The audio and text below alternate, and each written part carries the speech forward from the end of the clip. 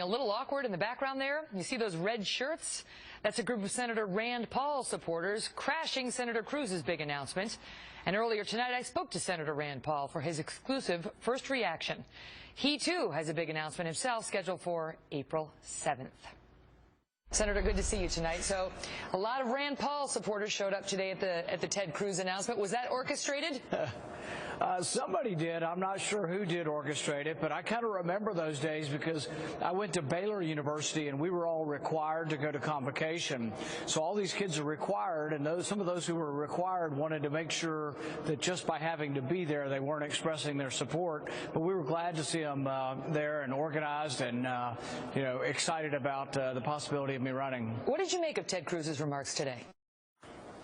Well, the interesting thing is I didn't find much that I disagreed with. All I heard was the clip that you played. I've been traveling and busy today. But the thing is we kind of come from the same wing of the party. And if you look at our voting records, you'll find that we're very, very similar. I guess what makes us different is probably our approach as to how we would make the party bigger. And I'm a big believer that you should stand on principle and be true to your principles, but I also think that we should take those principles and try to bring in new people with them. So I've spent the last couple years trying to go places Republicans haven't gone, and maybe not just throwing out red meat, but actually throwing out something intellectually enticing to people who haven't been listening to our message before. Now, he got out ahead of you. Why weren't you first? We'll see. We're thinking about it, and we're pretty close to a decision, and we'll have some kind of announcement April 7th. And, if people go to Rand Paul for Kentucky or KentuckyForRandPaul.com, they can find out more about it instantaneously. Now he's got a couple of weeks lead on you in terms of, reaching out there, being out there, maybe even with respect to fundraising. Is that an advantage?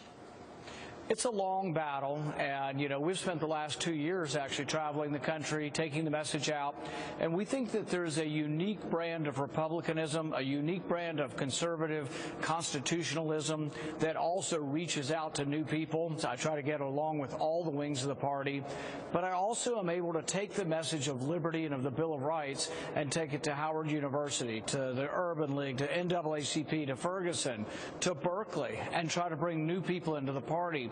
So it isn't just about rousing the base. It's about exciting the base by being for the principles of liberty, but it's then taking those principles of liberty, not diluting them, and taking them to new people and bringing them into the party. That's the way you win general elections. How can you do what, with respect, your dad failed to do? I think see my polling, the polling that's out there so far, nobody is doing better against Hillary Clinton than myself, because we're already picking up 3 to 5% or more of the independent vote above what the others are picking up. But why do you think you're already seeing that? When you look at the polls, right now, the Real Clear Politics average of all polls, and, the audience should know it's very early, so we put that out up front. But you can see here, you're behind Bush, Walker, Ben Carson, Mike Huckabee, and then you're in 5th place now. You are ahead of these other guys. Sort of depends on which poll you look at. Your rival station had a poll yesterday that had me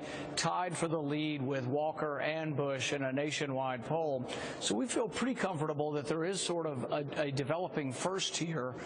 Also, though, when you poll people not just against each other, but against the other side, that shows which candidate has the best chance of picking up independent vote. Mm-hmm. And right now, I'm the only one that beats Hillary Clinton in certain purple states. I'm the only one that also scores above all the other Republicans in whether or not I can beat her.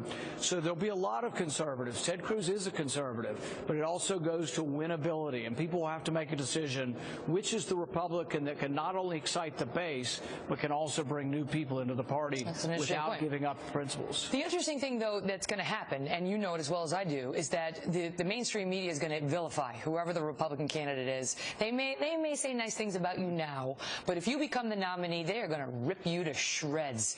And we saw some of that even from within your own party. John McCain has called you and Ted Cruz a couple of wacko birds because you don't march to the beat of the same drum as sort of the more establishment Republicans have. So it'll start there, but it'll get much worse if you become the nominee.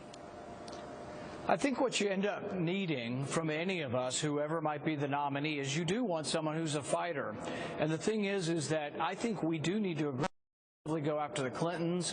I think we need to go after their corruption. I think we need to call her out for not being a consistent defender of women's rights when she's willing to take money from a country that actually would imprison a victim of rape.